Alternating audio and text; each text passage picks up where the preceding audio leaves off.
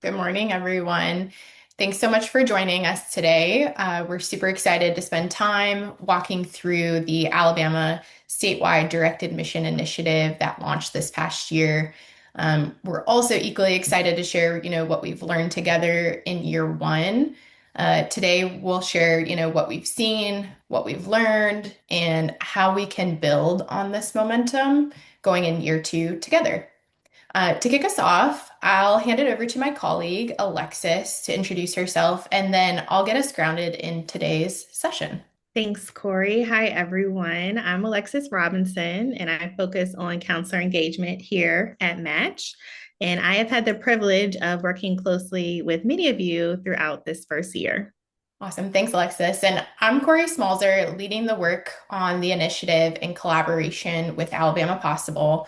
My work really focuses on scaling this initiative across the state and really ensuring we're delivering real value for you all, for students, for educators, and for institutions. Now, I'd like to walk through just a quick kind of roadmap for our time together. First, we're going to highlight some of the impact from year one and what happened across the state. Then we'll dig into what we learned directly from students and counselors, maybe some of you who are on the session today too. From there, we'll spend a little time reflecting together in a retrospective framework. And then finally, we'll leave you with some practical tips to set up any of you who plan to participate for next year, set up for success in year two. So I'd really actually like to start with a quote from one of our higher education leaders, Audrey Crawford, who participated this year, because it really captures, what this initiative represents to all of us. What we're doing here isn't just incremental change. It's rethinking how students access college opportunities, and that truly requires trying something different. This partnership and level of willingness to try something new and different across the state really made this possible and all of these opportunities for students possible. So I want to go over really quickly in year one what we saw. We were able to reach, with the support of everyone and the co-collaborators, students, educators, we were able to reach 50% of the Alabama senior class with participation from 39 colleges and universities, and then also with the support of over 500 districts, schools, and community-based organizations that participated in this as well.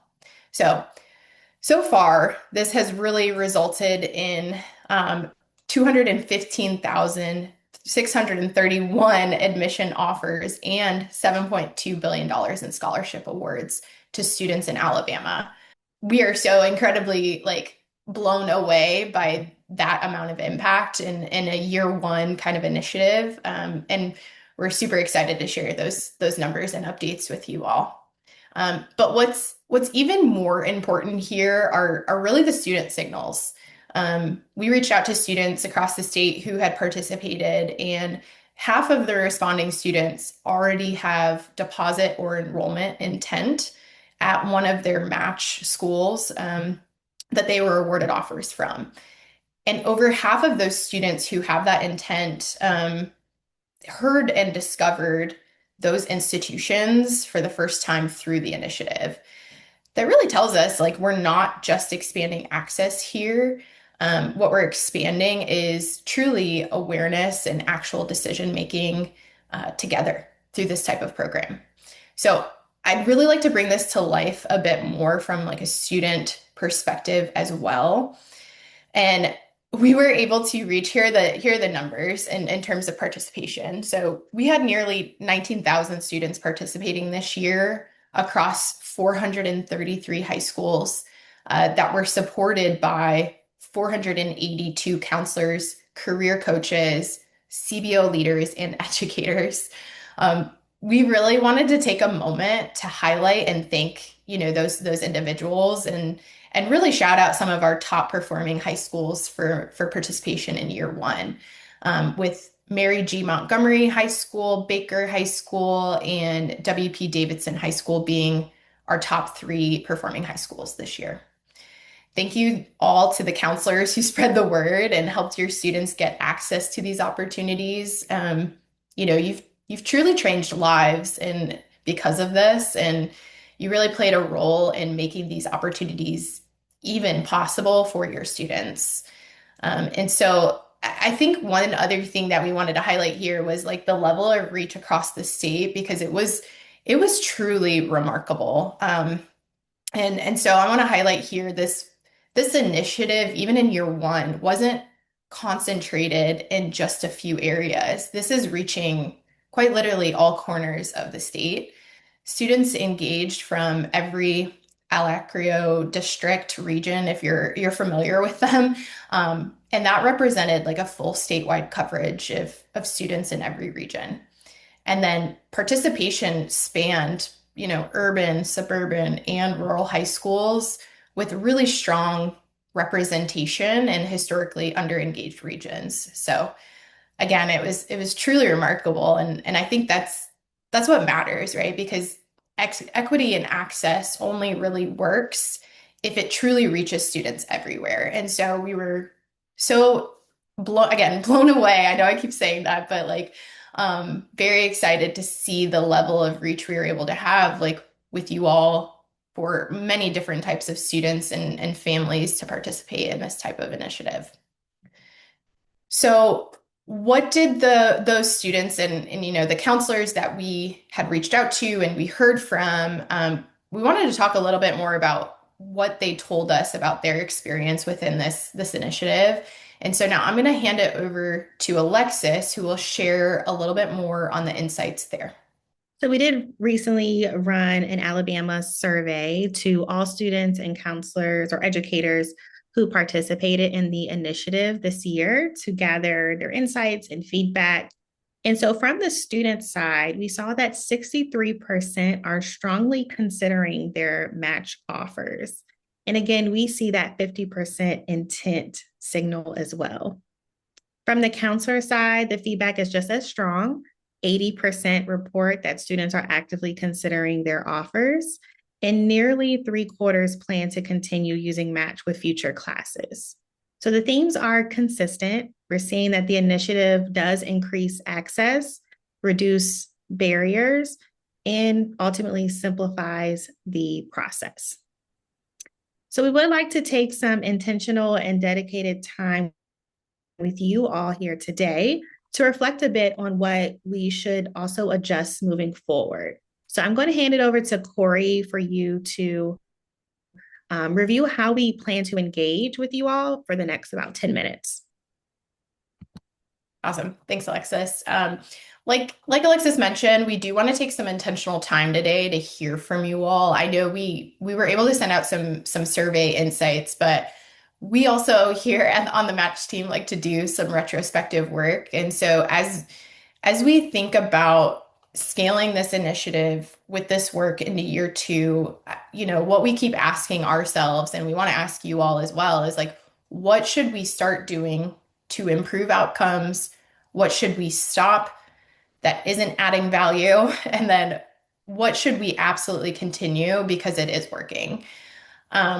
You've all been on the front lines of this year, and your insights here are critical. So for the next 10 minutes, I'm going to pull up, and I'm going to put this in the chat too. I'm going to pull up an anonymous retro board. I'm not sure if any of you have done these before previously, but the retro board is called like a start, stop, continue retro. We'd love for your participation in this as we take the insights and feedback from this very seriously to help refine and improve the initiative. Demos. I'll just do this. I'm just going to give you all a quick example. So you go like this, and then you can like it, give it a thumbs up. You can also comment on it. Again, this is all anonymized, and so we'll also share back like a summary of this. But again, things that we should start thinking about to improve outcomes, things that we should stop doing because it's just not adding value or causing, hesitation or frustration or anything like that. And then things that we should continue doing because it is working. So those are kind of the three categories. These are great inputs. I tried to make some comments on some as I saw them coming in. And I do want to address them. I think certainly one that stood out to me the most was probably the stop around the application completion part and like how this initiative is set up as well as match. Like our mission ethos is to remove the barrier of the application. And so like when we work with the colleges directly, that is the ask is that they use this and don't ask students to apply after the fact. And so like we recognize there were a few that did ask that. And so it's being addressed or has been addressed and is something that we're going to work on continuing to push. So like even having y'all's feedback here to show that to some of those colleges, I think is going to be immensely impactful for them. And ensuring that we're putting the students first over process and just ensuring that we get the data that they want on the college side so that like that doesn't happen for the students again next year. So I felt like that was one I really wanted to address before we moved on. So thank you all for your feedback here. We are gonna also do kind of like a summary, and then I can share. I don't know, Anando, how you may want to share with the group, but we could totally kind of share a summary of this, how we plan to address some of these things, and follow up with everybody. Yeah, sure. Um, because we're going to be sending out a couple of emails about the conference, Sure. so it doesn't have to be the one that we send out immediately. But if you would like to, Yeah. Maybe it's like a link. I could put it on like an accessible link for folks to view, kind of like a working retro and like again we take all of this very seriously and so we plan to address a lot of these things and like see how we can incorporate. There's a lot of starts in here, so we're going to see how we can incorporate some of those and um, figure out ways to get better and refine for that, and then also review the stops and the continue and just see where that kind of shaked out for us, and again report back to you all. I'll hand it back to Alexis. Thank you. All right, so we can now shift into how we will take these learnings and apply them for next year. So, some quick reminders if you haven't already done so, please create your educator account so that way you do have access to your students' insights as well as your school's performance.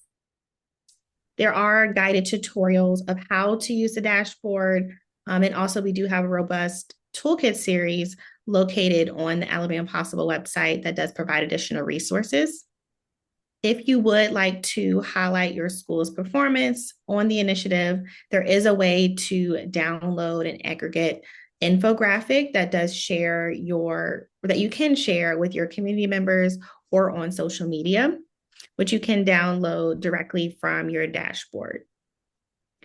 So as we move into year 2, the biggest opportunity is to be more intentional on how we use Match, not just as a tool, but also as a part of your counseling strategy. So this is where we will move from adoption to optimization. So let's break that down into a few key ways that you can leverage Match. So first, empower student conversations. So instead of students coming in with uncertainty, they're coming in with actual offers, which does shift the conversation from can I get in anywhere to which option is best for me. Next, increase awareness. So Match does introduce students to institutions that may not have known about otherwise. So this does create teachable moments, helping students explore fit in a much more informed way. And there are robust college overviews and resources embedded within the offers on the student's view. Also encouraging them to engage with those that will help get them more insight onto best fit and also financial transparency that they may want. So good segue into the next topic of financial transparency. Students and families can see scholarship information as well as costs earlier. That allows for a more realistic and responsible decision making. There is a cost section on the Learn More tab within the offers that has detailed information here for students. Relationship building, this also changes the dynamic with colleges now that they're initiating interest. That opens up doors for stronger, more intentional partnerships. So I can also support with the efficiency in your rep visits. So you can prioritize visits based on where your students already have offers. So that makes those interactions a bit more meaningful and less administrative. And then lastly, supporting exploration. You can anchor conversations in with real options. So you've been admitted to XYZ. So let's compare. That's a fundamentally different counseling experience. So Kory, was there anything that you would add as we think about scaling this into next year? Yeah, I think from our perspective, like the big takeaway is really the more you can integrate some of this data and information into like the college counseling framework that you have at your, individual high schools or organizations, the more impact you'll see of how these offers can support, like students. There's a lot of great ways to leverage the data included in those dashboards that you all have access to. It can really create, new capacity for you and your staff to refocus some of those conversations you're having with students and help understand, which students potentially need priority and support to getting these opportunities. Just functionally how the dashboard works, right? Like we could also send out that specific toolkit on the dashboard and follow up too, but there's buckets where you can see if certain students have stalled out of the process, who potentially maybe needs a little support, who's already done, who's gotten those offers but maybe hasn't responded to any of them, students who have, shown that intent. I know that like I've personally supported some counselors on, pulling the data, showing even like creating some pivot tables for them to see like how many offers, how many scholarships each student, got in ways that they maybe need to communicate with their administration or their community about it. So please feel free to reach out if you need any like support or like tips on how to, download that data, how you can aggregate it or show it. And like Alexis mentioned, there's a great way to download and aggregate that full data set right there in like a quick image that you can share with administration as well as like your community. So there's a lot of ways to interpret the data, download the data, and use it. And just know if, from a student's perspective, there's a lot of information in those offers that they could definitely utilize more of. There's the Learn More tab, and just reinforcing what Alexis mentioned, right? Like there's financial information in there, cost information, there's overview info. If they have college tours, it's in there. So definitely encourage in year two, like making sure students are aware of those potential features. If it wasn't as easily known for them, especially because this was year one. Um, we always do a great job of trying to get in front of them to show them where these things are from like a communication standpoint, but definitely requires a couple of different touches around support for students to understand where those things are. So I think from here, we've covered a lot today, from like impact to overall insights and like action steps that our team can take based on the retro framework that we did. We do have time, and we'd love to hear from you all if like there are questions or there are things that we haven't covered that you wanted to hear from us on. Like either please feel free to put those in the chat, Q&A, or even come off mute if you feel comfortable. We can work through those together if you'd like. Anyone's Kory, got- Sorry, did I interrupt Kory or did I Nope, interrupt? nope, you didn't interrupt anybody. I was just saying if anyone's got them, we can talk through. I mean, I've got some questions. Kory, Alexis, I don't know if this is, well, so what would you say is, from the feedback we've gotten from counselors and students, is there anything on the student side that you've heard that has made y'all like particularly excited about the work we're doing here with Match? Yeah. I would say we've been able to interview a couple different students on their experience, and I think the most exciting thing that I have heard is that with this opportunity, it has actually opened up students' perspective and also allowed for potential change in behavior, like created like a college going culture moment, especially when it was aligned with career interest. So we spoke with one particular student who her trajectory was actually not to go to college. She was just going to get a licensure. But when we paired her career interests with the opportunities of admission, so like you pull in that aspiration piece and then also the financial piece where she could see what her merit-based scholarship availability was, she is now considering going to a four-year institution. That is a huge fundamental behavior shift for that student in the matter of a month, right? Like from start to finish. So I think that it probably excites us the most is we are seeing a lot of intersections of, a lot of states as well as nationally, like workforce is becoming more and more of of a strategy, but we also have to remember that like post-secondary access with higher education can be that channel to career. And so how do you like bring those two together? And I feel like this initiative is set up for success in that way, where it can promote career potential through these degree programs because the programs are also included in the offers, right? Like it's not just a, hey, you're in. It's like, you're in, here's the opportunities that align with the programs and the career paths that you had interest in. And these are the institutions that have them. I know I saw this in the retro around like the two-year institutions, like opening up potentially more options. And so like that's totally something we'll bring back to the 2 years on like because the way that we had strategically done that with them was like just ensuring that the student in that local area had access to that local community college. Now, I think we could take it one step further, knowing like programs, right? Like if a certain 2 year doesn't have the program the student's looking for and they want to look at a different one, I could see the need for wanting more, if that makes sense. So to whomever put that in the feedback chat, it's definitely something we're thinking about for sure on how to show them more alignment too with like programs with other 2 year institutions maybe. So that was great feedback. Final data on percent of, I was just looking in the chat. Final data from college commitments from among the total.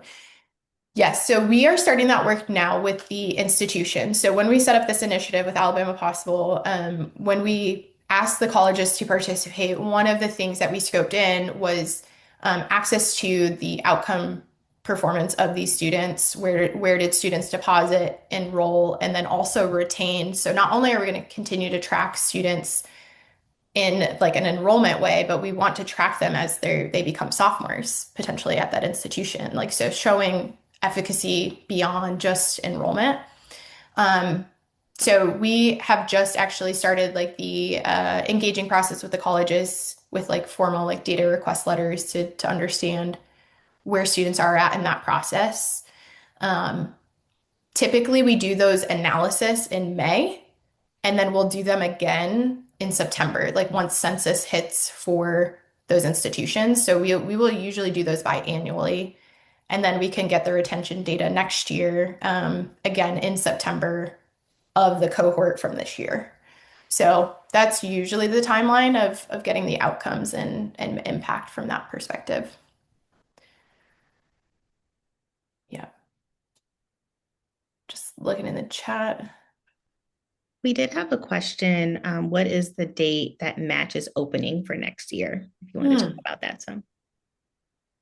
Yeah, I think we will make sure that you all know the updated timeline of things once they're finalized. Because again, this is truly built around the campaign, the Alabama Goes to College campaign. So as we flush out those dates, that will become more accessible on like when the dates will come. Um, Match is unique in a sense, though, where technically students can start the process at any time because of how it's set up. So like if you've got like eager, rising seniors who want to start their profile now, they technically can.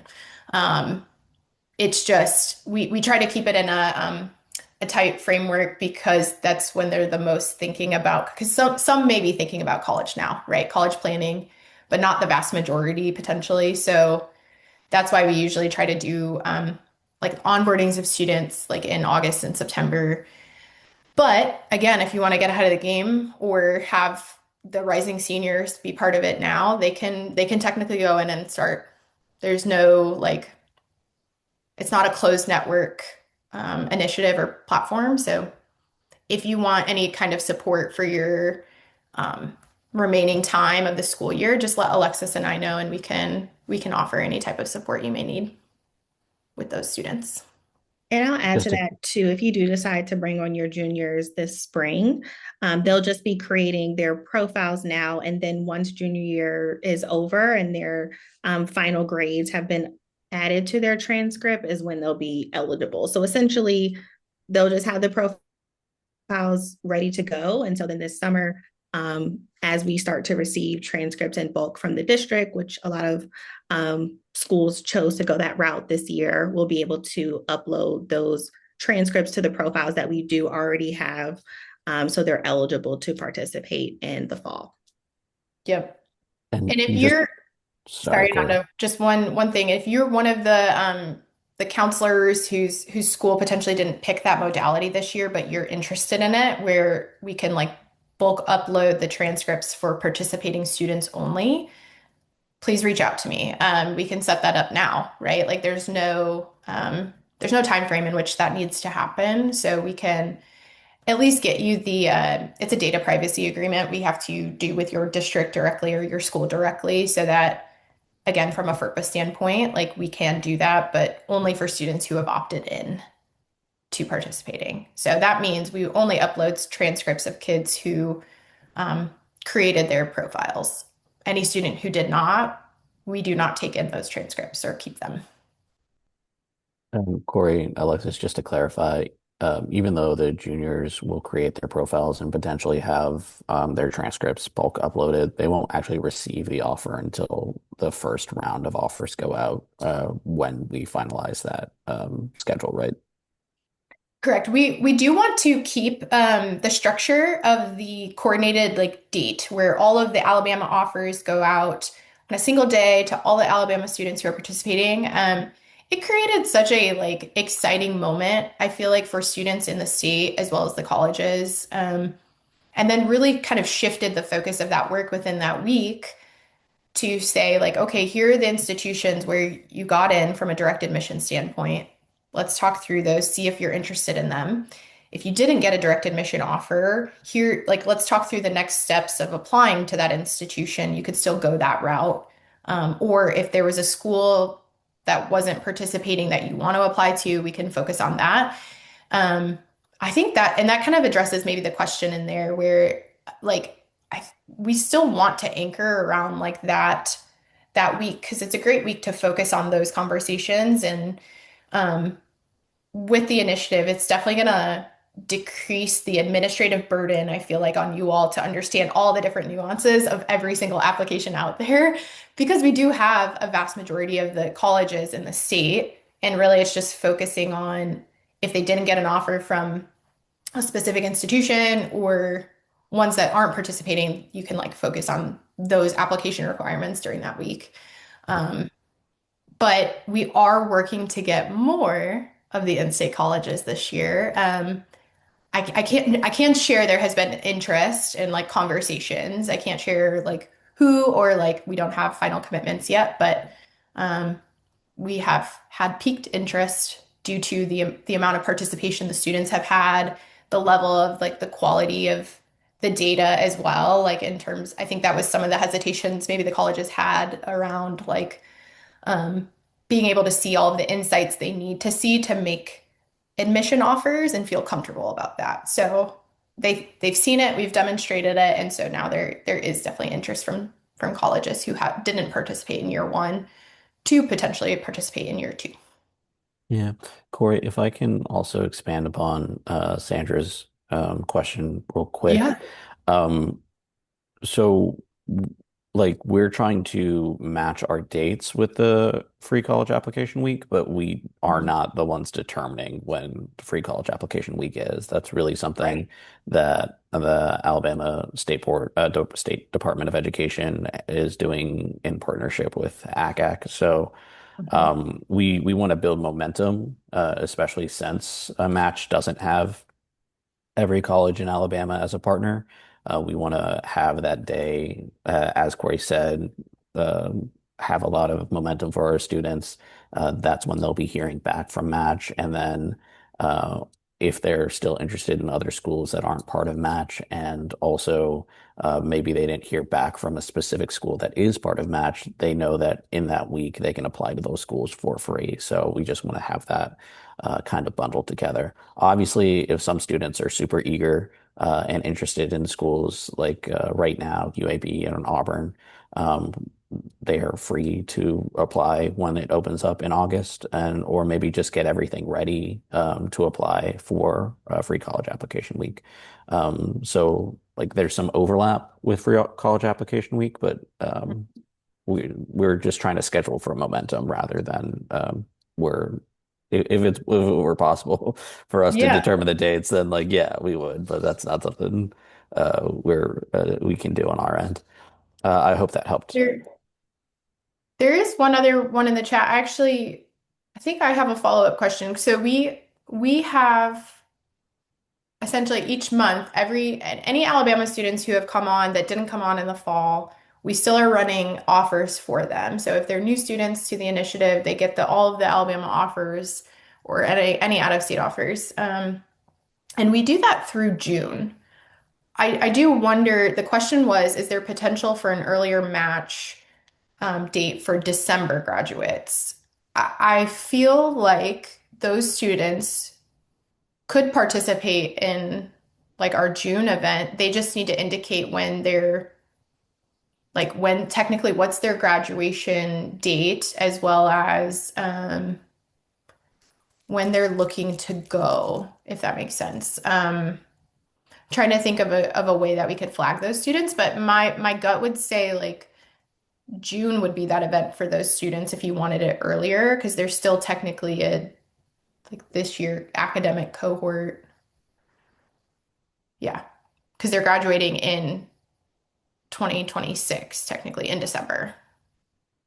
Um, Let me think through that a little bit more intentionally, if you don't mind, if I reach out to the person who asked that, and see how that could work. Because I do feel like it could be potentially June, because all of the Alabama schools are making offers to students like with the graduation class of like 2026.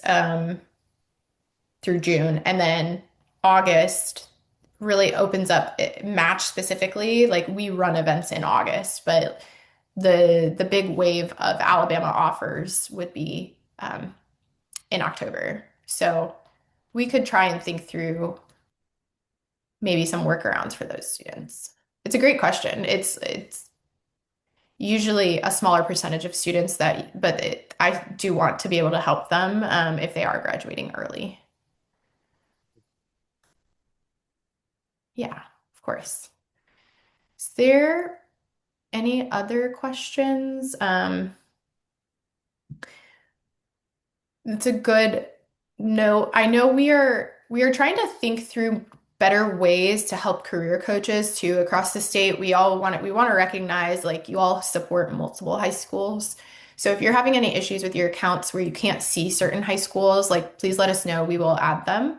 Um, But again, we're trying to think through how to capture that before fall next year to make sure and ensure any new career coaches who need accounts, like how can we get that without a lot of back and forth? And so it might be like a form, for example, that we end up using for career coaches.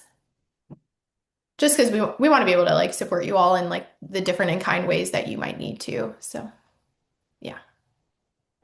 We've even toyed around with the ideas of like different account types of like actually having a career coach account type um, during sign up. So you all have helped us think through how to refine even our own like educator account process. Um, yeah. Thank you all for these questions. I'm not sure if there's anything else remaining.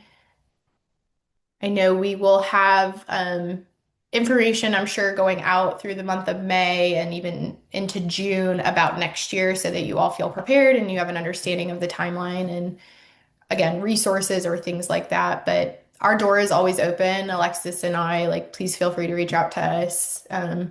We support folks like you every day, and we're happy to take your calls or even like jump on a quick Zoom, show you some things about the dashboards or anything like that. But thank you. Yeah, we truly appreciate your time we had with you all today, and definitely want to thank you again for the role you played in making this like such a success this year. We couldn't have done without all of you. So thank you for your co-collaboration in this and willingness to try something that was new and different. And so I hope you see the impact that it had potentially in your community, your students, in the same ways that we are seeing it. So yeah, thanks.